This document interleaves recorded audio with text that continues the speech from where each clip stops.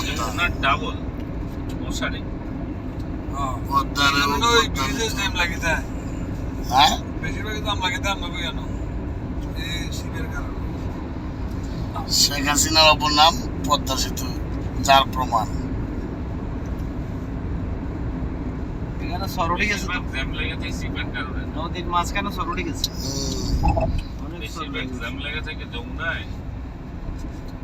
ওই যে যমুনার এপার ওপারের রাস্তার কারণে সেটা রাস্তায় খারাপ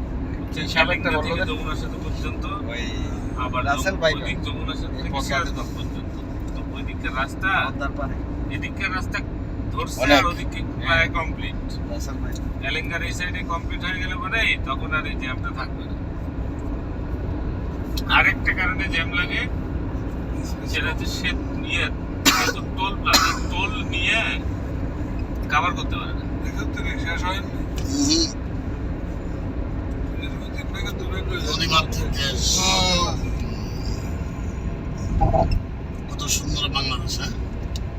বাংলাদেশ তো সাইড থেকে নদী ঘেরা এখন তো যেটা পরিকল্পনা শরীয়তপুর টু সাতপুর এটা তো আরো বড় পরিকল্পনা জানো নি মোটামুটি প্ল্যানিং চলতেছে সেতু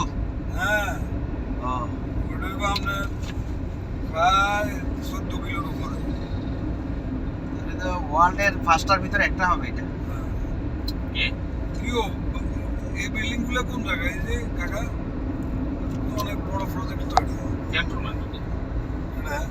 এটা এটা জাজিরা ক্যান্টনমেন্ট এটা যাদের ক্যান্টনমেন্ট হ্যাঁ